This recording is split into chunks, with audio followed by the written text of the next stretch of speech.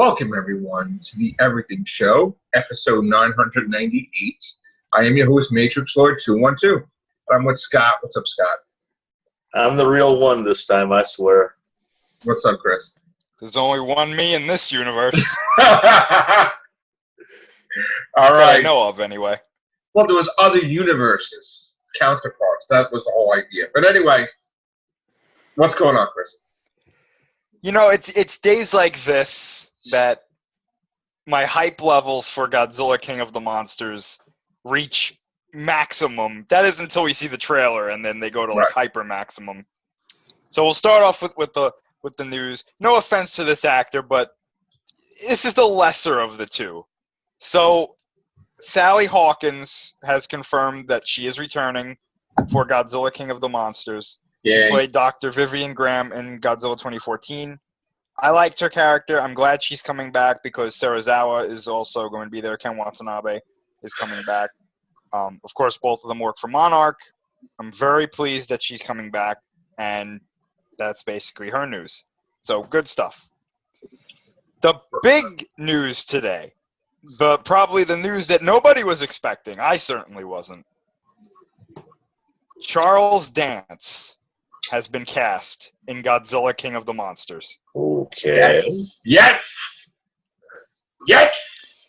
Now, I don't know.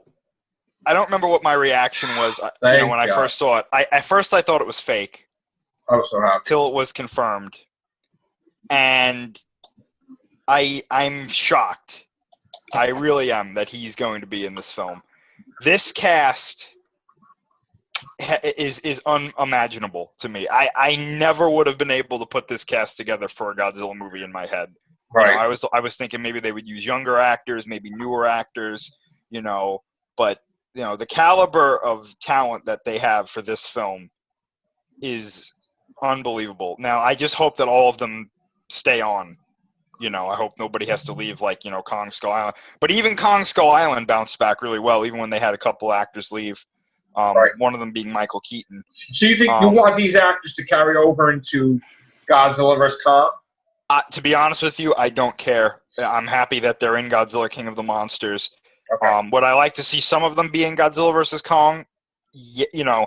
I can only say that for Serizawa and Sally Hawkins because I've seen their characters already and I like them. But we have to wait and see because if there's no reason for these characters to be connected to Godzilla vs. Kong, then don't put them in there. Don't force them in there. Now, there was a good rumor going around today that I think may be accurate. Apparently, Charles Dance's character may be an older version of Tom Hiddleston's character from Kong Skull Island.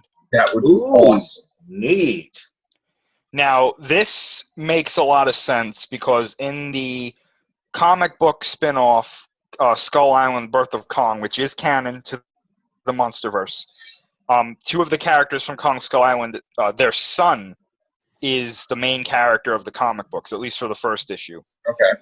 So it may be that they're continuing with these Skull Island characters, pushing them forward in the Monsterverse. Wow. And I'm really excited. I can't wait to see what these characters what they're doing. I have a good hunch that a majority of them are playing Monarch agents.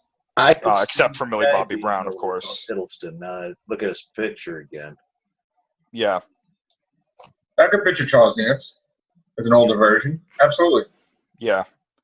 So that's really the most news. There was a little bit of news that came out a couple of days ago. The casting for extras and other actors in Godzilla King of the Monsters is being done, I believe, in Atlanta, I think. And the movie's being shot under the name Fathom. Right. And most recently, the one that I saw was they were casting pilots for planes and helicopters specifically. So a lot of people are thinking that this is possibly some sort of aerial battle, potentially with Rodan. But someone made a good point. They said this really doesn't confirm anything because 3 of the 4 monsters can fly in this movie. Yes. So who knows? And we still have no idea what the plot is. And I'm unfortunately, I don't think we're going to get that for a while. I think we're going to be waiting for that for a while. I do have a funny feeling that we're going to see something at Comic-Con this year. Not a trailer or anything like that, but I think we're going to get maybe character names and maybe an early plot synopsis for the film. Okay. Very good. Yay! Very good. Now, what's the other news? Any other thing that's big? Did you want to save the other thing for a horror cast, or did you want to do it on here? We can save it for the horror cast. Okay. The only other thing was that trailer that you sent us with Steven Yeun in it. But yeah, from Walking Dead. It's a series, I guess. Yeah. Yeah. Which, I thought it was he was doing a sci-fi movie. Oh, maybe, I mean, this technically is a sci-fi show. That's a sci-fi show? Well, then that's it, I guess. I mean, I thought, all right. Oh, there was some news. Yeah, there was Dark Crystal thing. So that, or I didn't see that, but there was more recent news that came out like an hour ago. About Aquaman? No, about Wonder Woman. Okay. The first reviews came out, and they're really positive. That is good news, I gotta say. Good. That is really good news. So far, of all the trailers, I'm impressed with the last one. And sadly, still, I saw the latest Mummy one. It still feels more like Mission Impossible with magic. Yeah. Now, going to that Aquaman news, there was the first set picture of one of the characters. I saw that. Amber Heard, right? Yeah. Thank you, Amber Heard's character. That's the first, I think, official set photo. Okay. With a character like that in it. So it's interesting. Nothing got really her outfit too crazy. pretty much nailed dead to rights. It was the picture I'm thinking of. Yeah. It's got like a fish kind of vibe to it, which is, I mean, obviously makes sense. I'm trying to send you this other link, but Facebook is rejecting me. I don't know why. They refuse to let me share this. All right, so I guess I'm going to have to do it myself. Angela Bassett has joined Mission Impossible 6. Set to join the cast of Christopher McQuarrie's currently in production for the 6th film, Mission Impossible. Bassett will take on the role of the director of the CIA in the film, a role she's familiar with, also having played the director of the CIA in Mission Impossible 6, producer J.J. Abrams' spy series Alias. Tom Cruise, Henry Cavill, Rebecca Ferguson, Simon Pegg, Ving Rhames, Alec Baldwin, Vanessa Kirby, Sion Brooke, Frederick Schmidt, and Sean Harris star on the Paramount Pictures and Skydance production. But no Maggie Q. Set to debut in July 27, 2018. Okay. We also got a Supernatural Scooby-Doo crossover. Oh, no. Yeah. Yeah. Oh, no. Which, if they could team up with The Undertaker, then they could, They can team up with anybody. Right. I'm surprised they don't do a Friday the 13th crossover, but anyway. Yeah, Supernatural. Didn't the Jetsons team up with the wrestlers, too? I think we got. I remember the wrestler off the top of my head. Right. Time, or one went forward in time, or something like that. Yeah, it was the Big Show. Yeah. And Vince had like a secret base on the moon where like regular wrestling was, and then they came to Earth, and then Wow. Okay. I got all that from the trailer. Yeah. Other than that, we have Guardians of the Galaxy having 646 million worldwide as of Wednesday. We have King Arthur flopping to a 55 million. Would. And we have Snatched, which is flop 2 at 27 million. And what else? Fate of the Furious has in a total of 1,000,000,000 $197,174,919. Yep, I had a fee. I knew they were going to make their profit back within at least 2 weeks, if not a week, then 2 weeks. A week was basically. Yeah, like, I mean, like how much money does it really take to go? Here's some cars.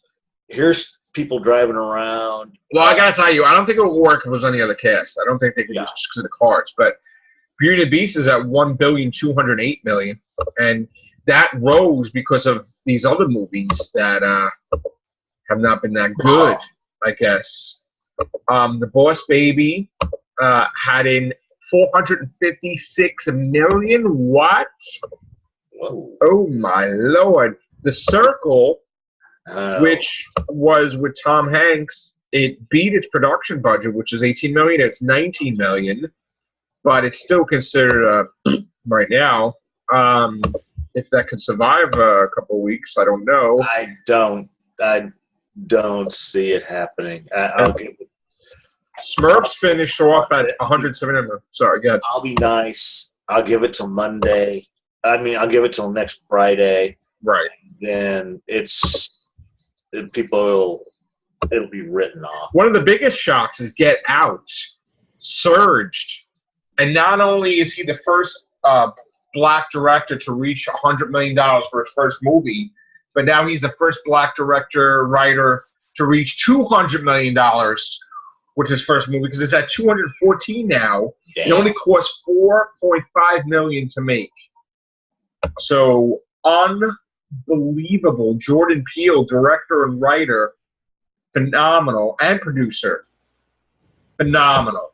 And he got a wonderful, wonderful deal, making like tons of movies for the next 5 years. Very sweet, mind you.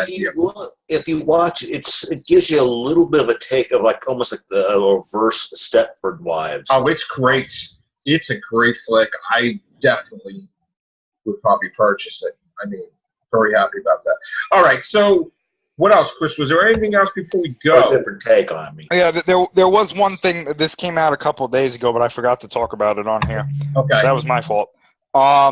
We got some news regarding God Particle, which is the mysterious Cloverfield 3 potential movie.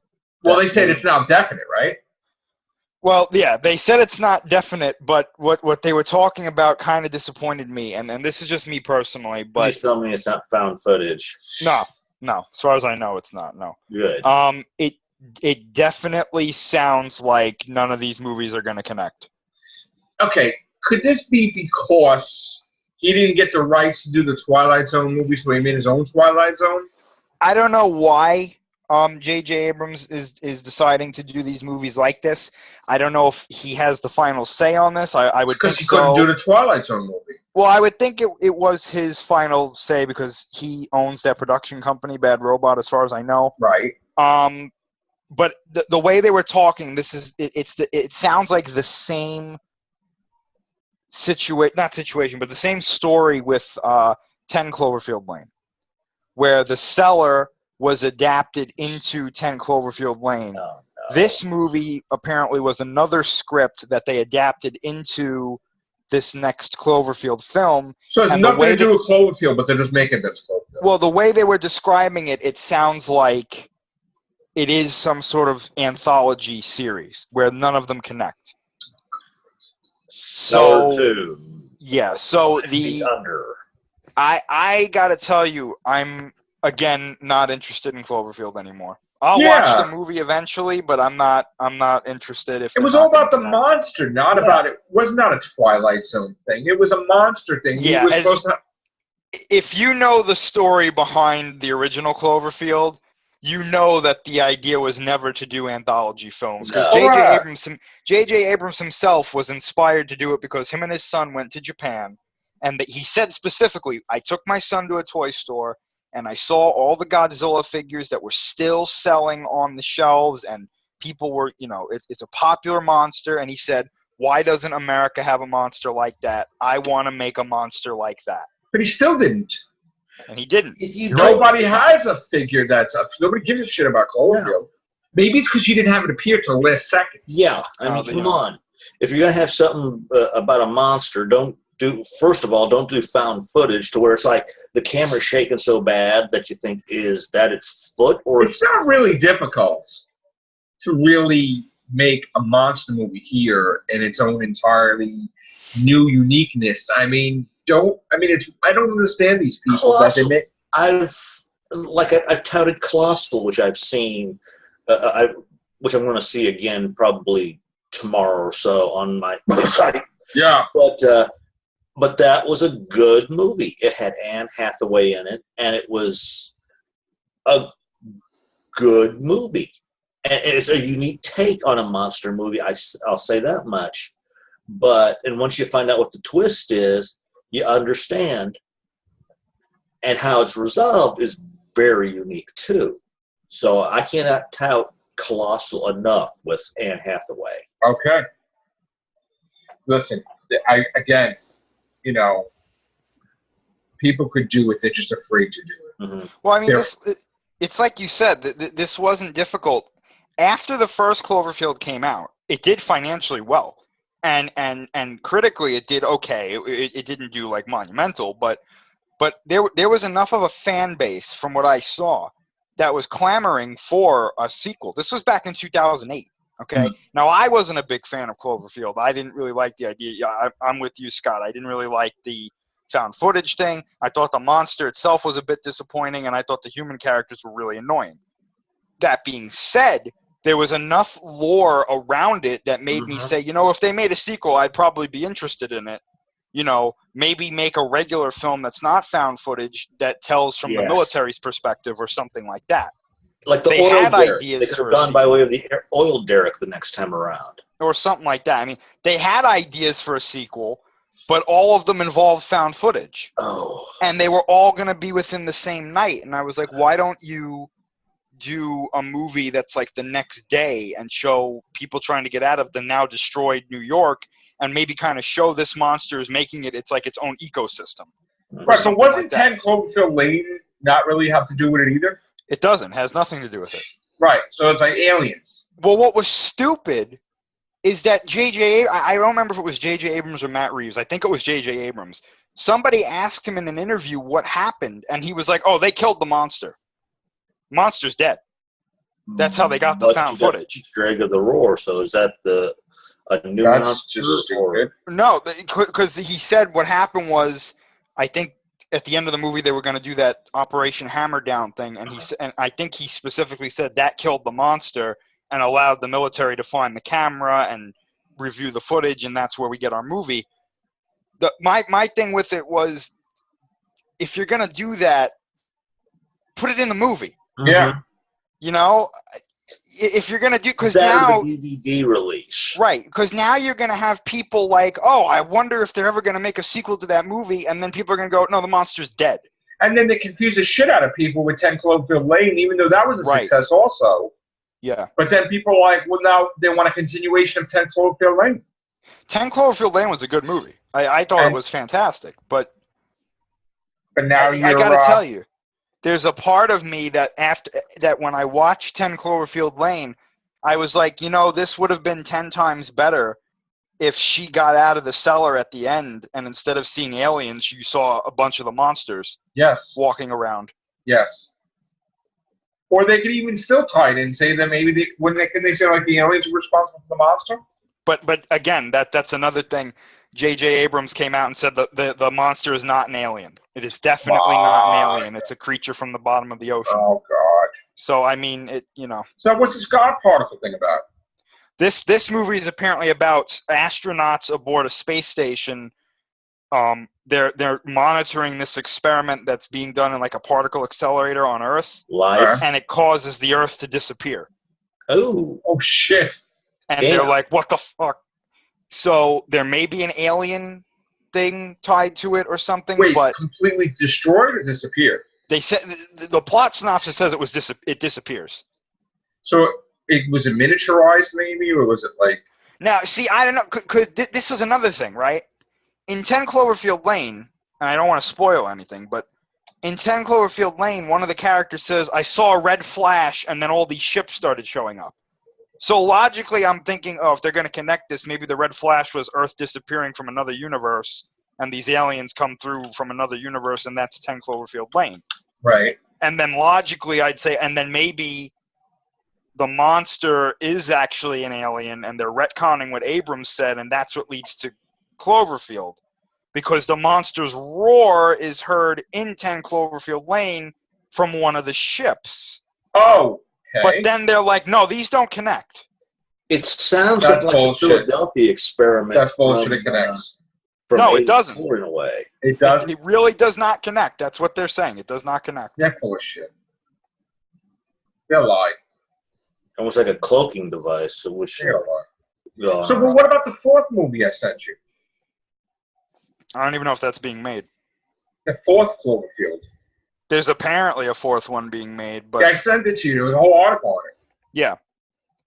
That's not real? Who knows? That article's not real? I don't think it is, but I could be wrong.